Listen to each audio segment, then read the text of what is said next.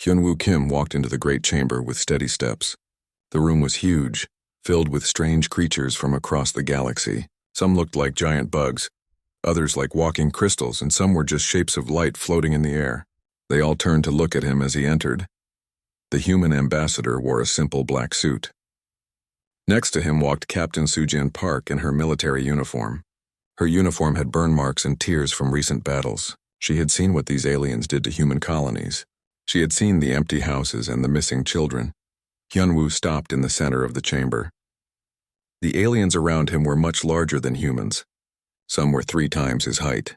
Others had teeth like knives or claws that could cut through metal. But Hyunwoo did not show fear. "Members of the Galactic Council," he began, his voice clear and strong, "I come here today to speak for all humans in the galaxy. We know what you have done to our people." A creature made of purple crystal laughed. The sound was like glass breaking. "The little human thinks he can order us around," it said. This was the representative of the Vorthan Empire. They controlled hundreds of star systems and had ruled the galaxy for thousands of years. "We have found the remains of our colonies on Kepler 442b, Hyunwoo continued. Entire families were taken from their homes. Children were stolen from their parents.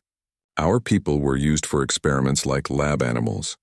The chamber filled with noise as the aliens talked and laughed among themselves. A snake-like creature with 6 arms raised itself up. This was from the Nethrek Dominion. "Your kind should be grateful," it hissed. "We allow you to live in our galaxy. We could destroy your home planet with a single ship." Sujin felt her hands form fists. She had been to the colonies after the attacks. She had walked through empty streets where families once lived. She had found the research labs where humans were cut open while still alive. But she stayed quiet and let Hyunwoo speak. "We are not asking for much," Hyunwoo said. "Stop killing our people. Stop taking our children. Stop treating us like animals. If you do this, we can live in peace." More laughter filled the chamber. A floating ball of green light spoke with a voice like wind through caves. "Peace? You offer us peace? What could a young species like yours possibly do to us? Your ships are slow and weak. Your weapons are simple. Your whole race barely knows how to travel between stars." The Vorthan representative leaned forward. Its crystal body reflected the chamber lights. "We have been rulers of this galaxy since before your son was born. We decide who lives and who dies. We decide which species deserve to exist." Hyunwoo nodded slowly. He had expected this reaction. Back on Earth, the military leaders had told him the aliens would refuse. They had told him to give them one chance, but to be ready for war. "I understand your position," Hyunwoo said. "But I must ask you to think carefully. We are giving you one chance to stop these attacks on human colonies. Just one chance." The chamber erupted in noise again. Some aliens made sounds like roaring. Others clicked or buzzed or whistled. They thought the human was funny. How could such a weak species threaten them? A creature that looked like a giant spider spoke up. "Young human, your species has existed for only a few thousand years. We have been space travelers for millions of years. We have destroyed entire star systems. We have made whole species disappear from existence. What makes you think you can threaten us?" Sujin looked around the chamber. She knew about Project Nemesis. Dr. Jin Ho Lee and his team had been working on new weapons for years. Earth's military had ships that could move without being seen. They had weapons that the galaxy had never faced before. But these aliens did not need to know that yet. "We are not threatening you," Hyunwoo said calmly. "We are warning you. There is a difference. When humans give a warning, we mean it." The Vorthan representative made the glass-breaking laugh again. "A warning? From a species that cannot even protect its own colonies? Your people scream so nicely when we experiment on them. They make such interesting sounds." Sujin felt her anger rise, but she controlled it. Hyunwoo continued to speak with a calm voice. "This is your final warning. Stop the attacks on human colonies. Stop the experiments. Stop treating us like animals. This is the last time we will ask nicely." "And if we refuse?" asked the snake-like Nethrek representative. Hyunwoo looked directly at the creature. "Then you will face the consequences of your choice." The chamber fell quiet for a moment. Then the laughter started again, louder than before. The aliens thought this was the funniest thing they had ever heard. "Consequences?" the Vorthan repeated. "What consequences could you possibly bring? Your entire military could not defeat one of our patrol ships." Hyunwoo reached into his jacket and pulled out a small device. He pressed a button on it. "This message has been recorded and sent to Earth Command. You have heard our final warning. What happens next is your choice." He turned and walked toward the exit. Sujin followed him. Behind them, the aliens continued to laugh and make jokes about the foolish humans. As they left the chamber, Hyunwoo's communicator buzzed quietly. A voice spoke through the encrypted channel. It was Admiral Min-ho Choi from Earth Command. Ambassador, we received your transmission. The Council's response has been recorded. Operation Reckoning is now authorized. All fleet commanders have been notified. Hyunwoo stopped walking and closed his eyes for a moment. He had hoped the aliens would be smart enough to accept the warning. But they had chosen war instead. Understood, Admiral, he replied quietly. How long until the operation begins? The first strikes will begin in 72 hours, Min-ho said. All human colonies have been evacuated to safe zones. Our ships are moving into position. Sujin heard the conversation through her own communicator. Sir, she said to Hyunwoo, do you think they will understand what is happening when it starts? Hyunwoo looked back at the chamber doors. Inside, the aliens were still laughing about the human warning. No, he said sadly. They will not understand until it is too late. They think we are weak because we tried to solve this with words first. They will learn that mercy is not the same as weakness. The two humans walked away from the Galactic Council chamber. Behind them, the creatures that ruled the galaxy continued to laugh. They had no idea that they had just made the biggest mistake in galactic history. The humans had given them a fair warning. Now there would be consequences. 3 months had passed since the warning. The Vorthan patrol ship Crystal Shard was making its usual rounds near the Outer Rim territories. The crew of 50 crystal beings felt safe and bored. They had been patrolling this area for years without seeing any trouble. Captain Velthron was reviewing reports when his ship simply vanished. One moment it was there, sending regular signals to Vorthan Command. The next moment there was nothing. No explosion, no distress call, no wreckage. The ship was just gone. Vorthan Command thought it was a communication error. They sent another patrol ship to investigate. The second ship also disappeared. Then a third. Within 1 week, 5 Vorthan ships had vanished without a trace. Captain Young-Soo Nam watched the latest target through his ship's advanced sensors. The shadow of Earth was completely invisible to alien detection systems. Human engineers had built their ships using different ideas than the rest of the galaxy. While alien ships were big and powerful, human ships were small and hidden. Target confirmed, said Lieutenant Yoon-ji Kim from her station. Vorthan science vessel designation Research Prime. They have human prisoners aboard. Young-Soo felt his jaw tighten. The Vorthans called it research, but humans called it torture. The aliens would take living humans and slowly cut them apart to study their bodies. They wanted to understand how human organs worked. They did this while the humans were still alive and awake. All hands prepare for boarding action, Young-Soo announced over the ship's communication system. Silent running protocols remain in effect. No one makes a sound that could give us away. The shadow of Earth moved closer to the Vorthan ship. The aliens had no idea they were being hunted. For thousands of years, no species had ever successfully attacked the Vorthans. They were too strong, too advanced, too powerful. They did not even bother to keep proper watch.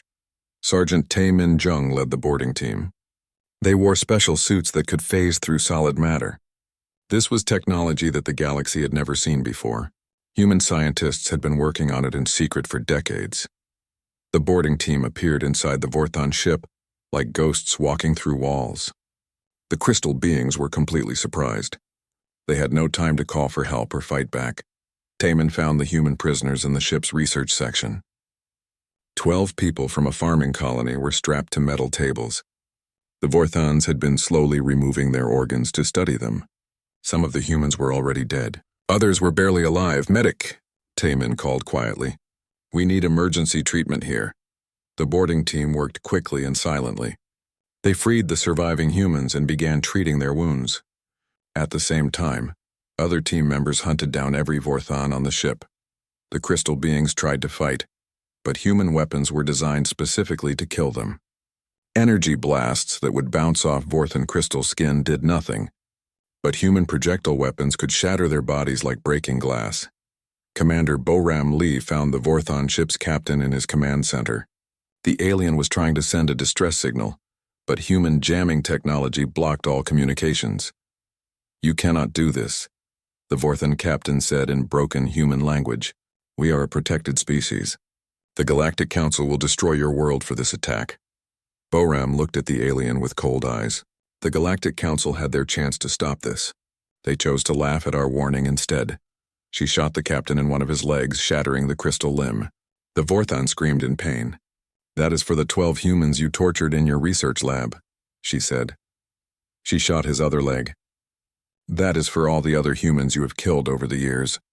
The captain fell to the floor, his crystal body cracking. "Please," he begged.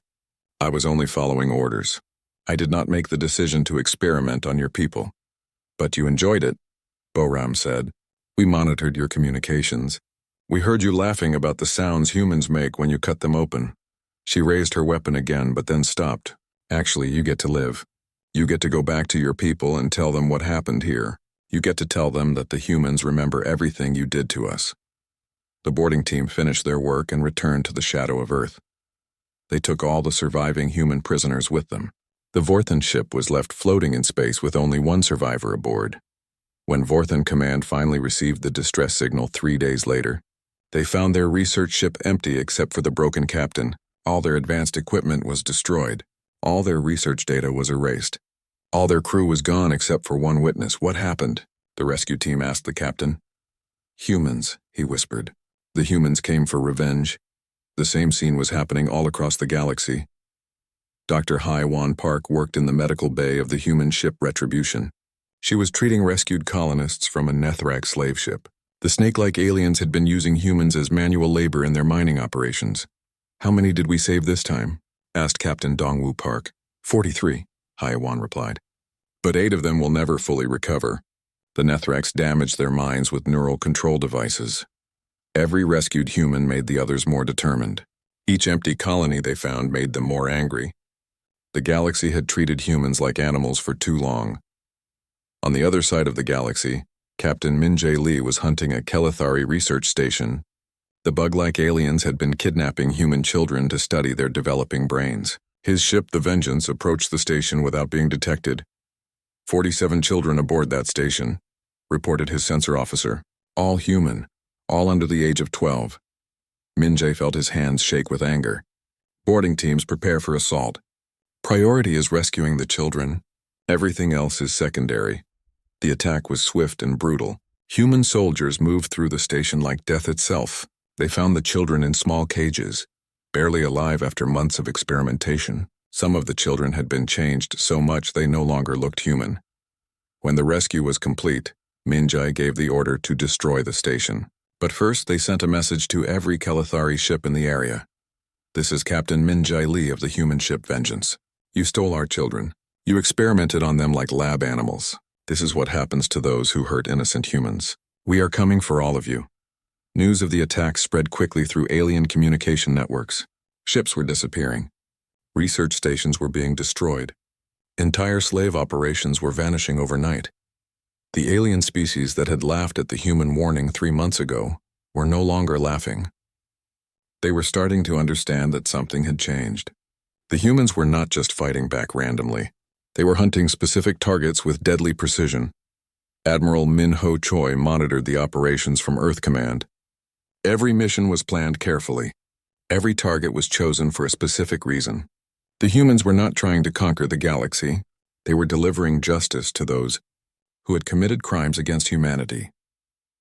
"One is complete," he reported to the government leaders on Earth. "We have successfully rescued over 2,000 human prisoners and eliminated the beings directly responsible for their capture and torture." "And what about Phase 2? asked the president. "Phase 2 begins tomorrow," Min-Ho replied. "We start hunting the leaders who gave the orders. The galaxy wanted to ignore our warning. Now they get to live with the consequences of that choice." In space, the shadow of Earth and dozens of other human ships continued their silent hunt. The galaxy's predators were about to learn what it felt like to become the prey. The emergency session of the Galactic Council was very different from the meeting 6 months ago. The great chamber that had once been filled with laughter and jokes about humans now buzzed with fear and confusion. Council Prime Nexar of the Altarian hegemony called for order. The tall, blue-skinned alien looked worried as he spoke to the assembled representatives. "In the past 6 months, over 200 ships from member species have disappeared without trace. Entire research stations have gone dark. We are facing an unprecedented threat."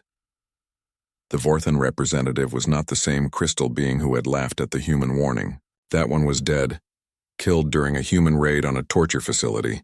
The new representative, a smaller crystal creature named Sectran, spoke with a shaking voice. "The humans are not fighting like any species we have ever encountered," Sectran said. "They appear from nowhere, strike without warning, and vanish before we can respond. Our most advanced sensors cannot detect their ships. Admiral." Dong Hyun Park listened to the alien communications. From his position aboard the human intelligence ship Watchful Eye, his ship was hidden in the asteroid field just outside the council station. The aliens still did not know that humans could monitor all their communications. They still do not understand what they are facing, Dong Hyun said to his communication officer. They think this is just advanced technology. They do not realize that humans fight wars differently than they do. On Earth, Fleet Admiral Ga Young Kim stood in the main command center. Holographic displays showed the positions of human ships throughout the galaxy.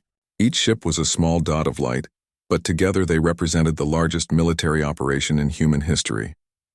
All fleet commanders, "This is Admiral Kim," she announced over the secure communication network. "Phase 2 is now authorized. Begin systematic elimination of leadership targets." Captain Ji-Hoon Lee received the order aboard his ship, the Inevitable. His target was the Vorthan homeworld's orbital defense platforms. These massive weapons had protected the Vorthan capital for thousands of years. The aliens believed they were impossible to destroy. "All ships prepare for hyperspace jump," Ji-Hoon ordered. "We emerge directly inside the defense perimeter. Navigation, do you have precise coordinates?" "Confirmed, Captain," replied his navigation officer. "We will appear 2,000 kilometers from the primary defense platform." The jump was perfect. 12 human ships appeared inside the Vorthan defense grid like ghosts materializing from thin air. The alien defenders had no time to react before human weapons began firing, but this was not the type of space battle the galaxy was used to. There were no dramatic energy beam exchanges, no honorable ship-to-ship combat. Human vessels used focused particle beams that could cut through any known armor. They fired once, destroyed their target, and moved to the next one. Within 2 hours, the defense grid that had protected the Vorthan homeworld for millennia was floating debris. The humans had not lost a single ship. Science Officer Na-Ri Choi monitored alien communications as panic spread through the Vorthan fleet. "Admiral, they are requesting emergency negotiations with Earth Command," she reported. "Too late for negotiations," Ga Young replied. "They had their chance to talk. They chose to laugh at our warning instead." The destruction of the Vorthan defenses sent shockwaves through the galaxy. The crystal beings had been considered one of the most powerful military forces in known space. If humans could destroy them so easily, what could they do to other species? War leader He Jin Kang was leading a different type of operation on the other side of the galaxy. Her target was the Nethrak Dominion's central slave processing facility. This massive station processed thousands of slaves from dozens of species every day. "Remember, we are here to free the prisoners," He Jin told her boarding teams. "Every slave on that station goes home alive if possible. The Nethraks who run the operation do not." The assault was broadcast live across the galaxy's communication networks. He Jin wanted every species to see what was happening. The snake-like Nethraks tried to fight back, but human soldiers moved with precision and purpose. "This is war leader He Jin Kang of the Human Liberation Force." Her voice echoed across 1,000 worlds. "This is what happens to those who trade in slavery. We are coming for every single one of you responsible for this crime." The psychological impact was devastating. Species that had ruled through fear and violence for thousands of years were discovering what it felt like to be hunted. But the humans were not random killers. They showed a strange kind of mercy that confused the galaxy.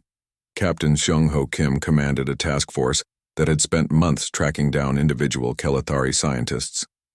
These bug-like aliens had participated in experiments on human children. Each capture was planned carefully and broadcast publicly. "Dr. Clecton," Seung-Ho said to a captured Kelethari scientist, "you are charged with the torture and murder of 43 human children. You will stand trial for crimes against sentient beings." The trial was broadcast across the galaxy. The alien scientist was given legal representation. Evidence was presented. Witnesses testified. Then the sentence was carried out publicly. But the humans also did something that shocked the galaxy. When they discovered a Kelethari colony of civilians who had nothing to do with the experiments, they left it completely untouched. More than that, they posted protection ships to make sure other species did not attack the innocent civilians during the chaos. Dr. Minjun Park met with representatives of the Benthic Collective, a peaceful species that lived in the deep oceans of their homeworld. These aliens had refused to participate in any attacks on human colonies. Your species showed wisdom and honor, Minjun told them. Those who stood aside, who refused to participate in the persecution of humans, have nothing to fear from us. We do not wage war against the innocent. This message spread quickly through the galaxy. The humans were not mindless killers seeking revenge. They could tell the difference between guilty and innocent. This was not random violence. This was justice. The realization terrified the guilty species even more. Random killers could be negotiated with or bought off. But beings who fought for justice would not stop until their work was finished. Admiral So-Young Lee commanded the fleet that surrounded the Vorthan homeworld. The crystal beings who had once laughed at human warnings now broadcast desperate pleas for mercy. "Attention, human fleet," came the transmission from the planet's surface. "We are willing to negotiate. We can offer you technology, resources, territory. Please respond." So-Young opened a communication channel. Her face appeared on screens across the Vorthan homeworld. "You had your chance to negotiate," she said calmly. "Our ambassador gave you a clear warning 6 months ago. You chose to laugh at it. We did not understand," the Vorthan leader replied. "We thought you were weak. We made a mistake." "Yes, you did make a mistake," So-Young agreed. "You chose to see us as animals instead of people. You chose to torture our children for your experiments. You chose to ignore our warning. Now you face the consequences of those choices."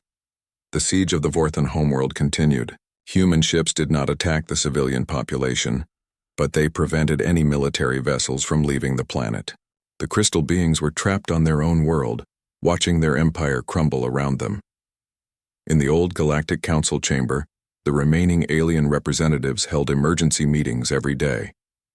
They were trying to find a way to stop the humans, but they did not understand what they were fighting. "We need to unite our fleets," suggested the Nethrak representative. "If we combine our military forces, we can defeat the humans." "With what ships?"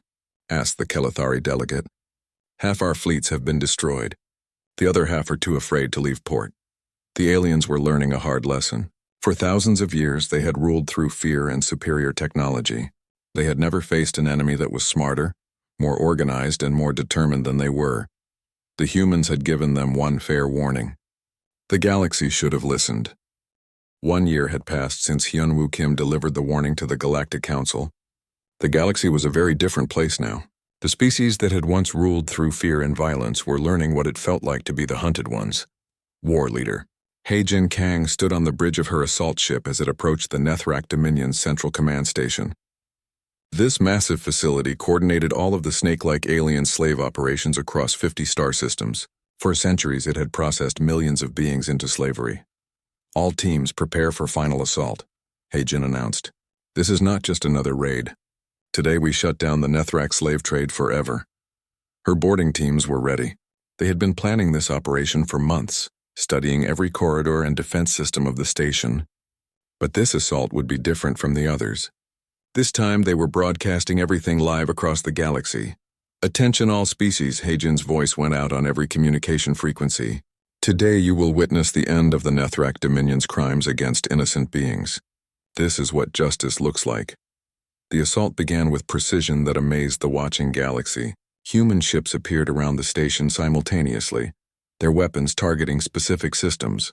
They did not try to destroy the station completely. They wanted the slaves inside to survive. He-Jin led her soldiers through the station corridors. They found thousands of beings from dozens of species locked in tiny cells, humans but also members of peaceful alien races that the Nethraks had captured and enslaved. "You are free," He-Jin told a group of terrified prisoners. "We are humans and we are here to take you home." The Nethrak guards tried to fight back, but human soldiers had trained for this moment. Every shot was precise. Every movement was calculated. They eliminated the guards but protected the innocent prisoners. When they found the station's command center, He-Jin broadcast her message to the entire galaxy. "This is what happens to those who trade in slavery. she said as human soldiers arrested the Nethrak commanders. "We will find every slave trader, every torturer, every being who profits from suffering. We will bring them to justice." On the other side of the galaxy, Captain Sung-Ho Kim was completing a very different mission. His team had spent months tracking down individual aliens who had participated in experiments on humans. They did not want to capture random soldiers or workers. They wanted the specific beings responsible for the worst crimes. Dr. Vecnar was a Kelethari scientist who had personally dissected over 100 human children while they were still alive. He thought he was safe on a hidden research station in the Outer Rim territories. He was wrong. "Dr. Vecnar," Seung-ho said as human soldiers surrounded the bug-like alien, "you are under arrest for crimes against sentient beings. You have the right to legal representation during your trial." The alien's compound eyes looked around in terror. "You cannot do this. I am a scientist. My research was approved by the Galactic Council." "The Galactic Council no longer has authority over crimes against humanity," Seung-ho replied. "You will be tried under human law, with human concepts of justice." The trial was broadcast across the galaxy. Unlike the chaotic proceedings of the old Galactic Council, human courts followed strict rules. Evidence was presented. Witnesses testified. The alien was given a lawyer to defend him, but the evidence was overwhelming. Video recordings showed Dr. Vecnar cutting into conscious human children while laughing about their screams. The trial lasted 3 days. The verdict was unanimous. "Dr. Vecnar, you are found guilty of murder, torture, and crimes against sentient beings," the human judge announced. "You are sentenced to death by execution." The execution was also broadcast publicly. The galaxy watched as justice was carried out according to human law, but they also saw something that shocked them. When the trial was over, human ships delivered medical supplies to innocent Kelethari colonies that had nothing to do with the experiments. "We do not punish the innocent for the crimes of the guilty," explained Dr. Minjun Park during a broadcast to the Kelethari homeworld. "Your scientists committed terrible crimes, but your civilians did nothing wrong. They will be protected." This distinction between guilty and innocent confused many alien species. They were used to total war, where entire populations were destroyed for the crimes of their leaders. But humans fought differently. Captain Boram Lee discovered this firsthand when her ship encountered a Vorthon civilian transport carrying Crystal being families fleeing the war. Her orders were to hunt down Vorthon military targets, but these were clearly non-combatants. "Vorthon transport, this is Captain Lee of the human ship Justice," she transmitted. "State your destination and purpose." "Please do not hurt us," came the terrified reply. "We are civilians fleeing the war zone. We have children aboard." Boram made a decision that surprised the galaxy.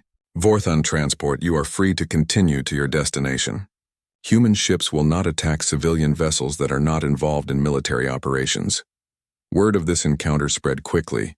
The humans were not trying to exterminate entire species.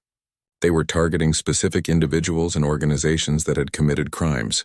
This realization caused many alien military units to surrender rather than fight.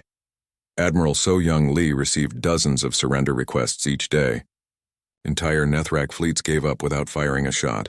Kelethari research stations shut down their operations and begged for mercy.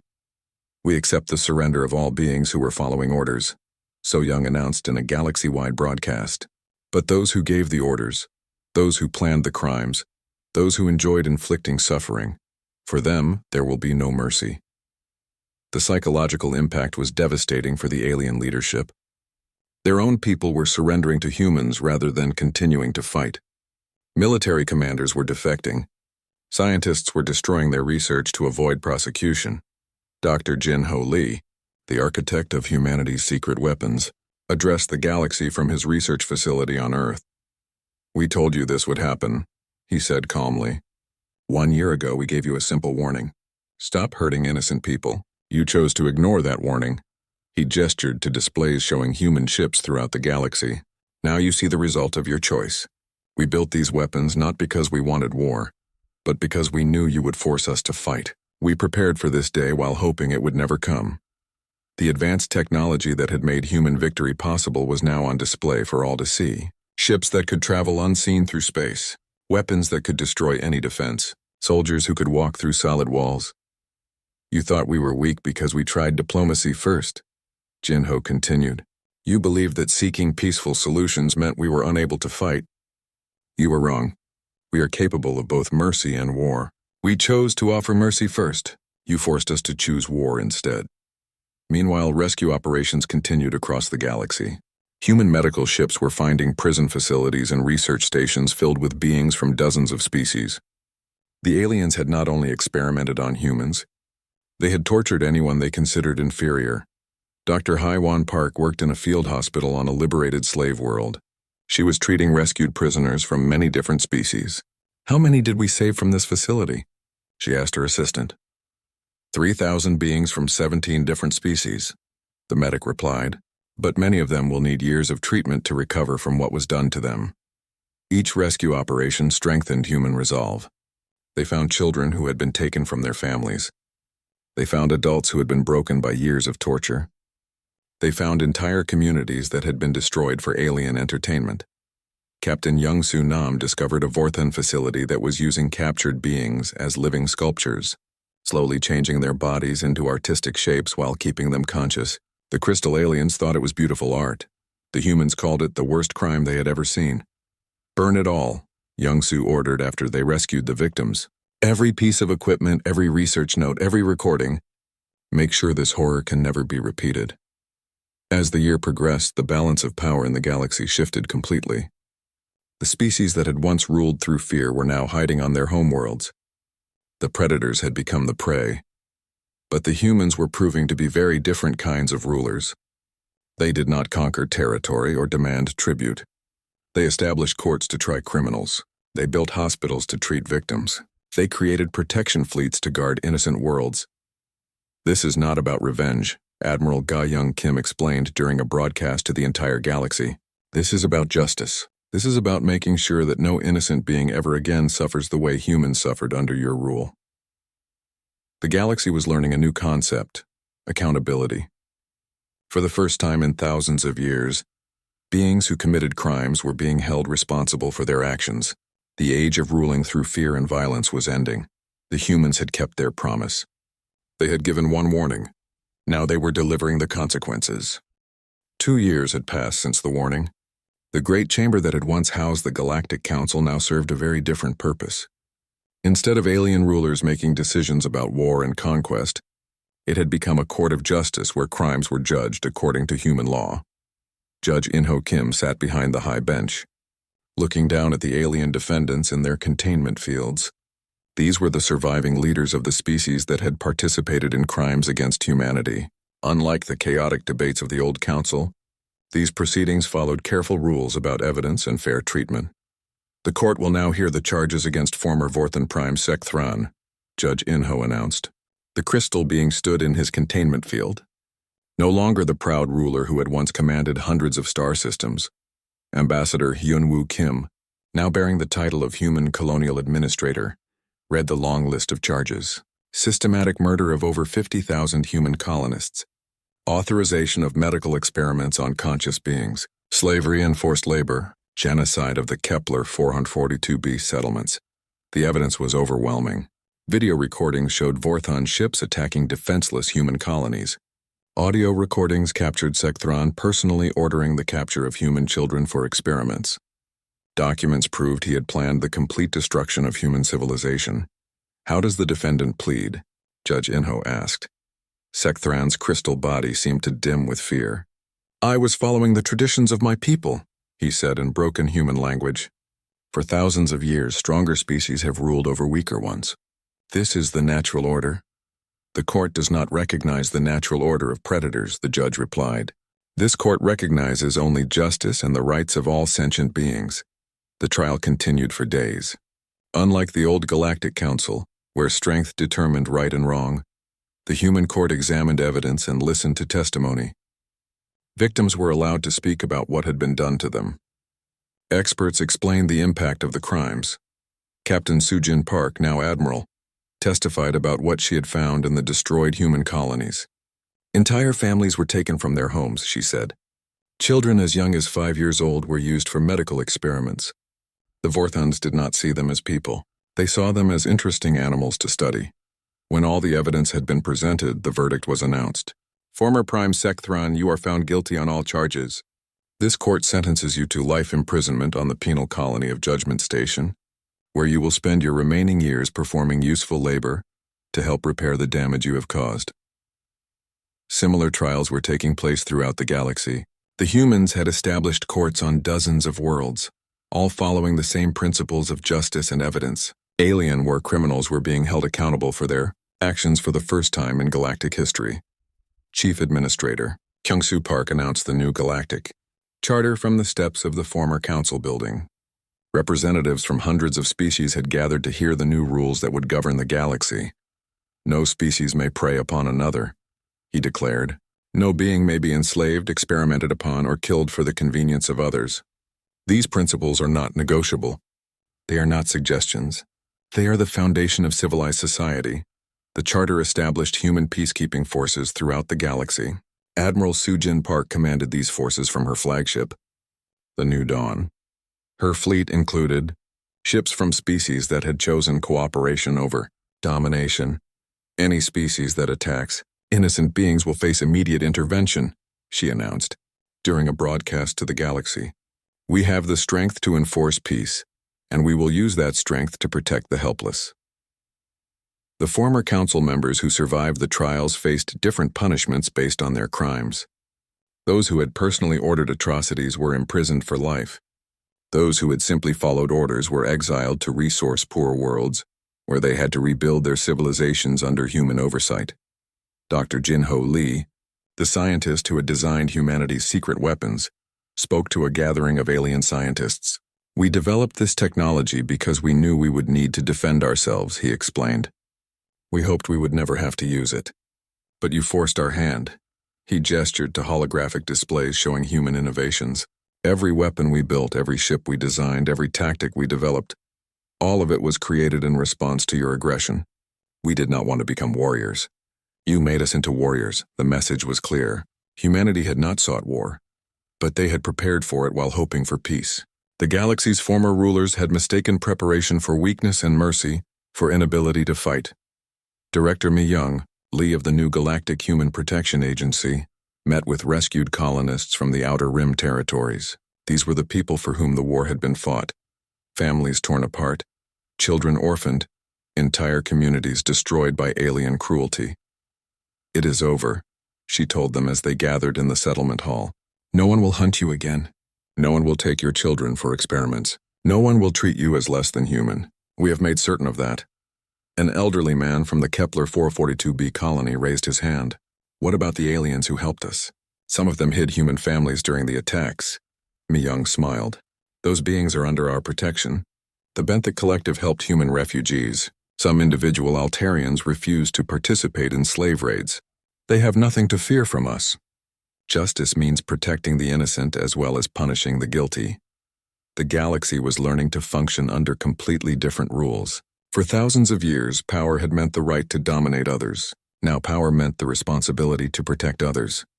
Human patrol ships traveled trade routes throughout the galaxy, ensuring safe passage for all species. Former slave worlds were rebuilding as free societies. The predators who had once ruled through fear and violence were either dead, imprisoned, or confined to worlds where they could harm no one but themselves. Captain Young-Soo Nam commanded one of these patrol fleets. His ships regularly encountered alien vessels that had once been part of slaving operations. But now these same aliens worked as legitimate traders and explorers. Human patrol ship Shadow of Earth, this is Kelathari Transport Dawn Singer, came a transmission during one of his patrols. We are carrying medical supplies to the Vorthan refugee colonies, requesting safe passage through this sector. Dawn Singer, you are cleared for passage, Young-Soo replied. May your journey be peaceful. It was a strange conversation. 2 years ago, he had been hunting Kelathari ships that were carrying human prisoners to be experimented on. Now the same species was delivering aid to the very aliens who had once been their allies in crime. The transformation was not just military or political. It was moral. The galaxy was learning concepts that had been foreign to them. Mercy for enemies, protection for the weak, justice based on evidence rather than power. Admiral Min-Ho Choi, now serving as Director of Galactic Defense, addressed the new Galactic Assembly. This was not the old Council of Predator Species.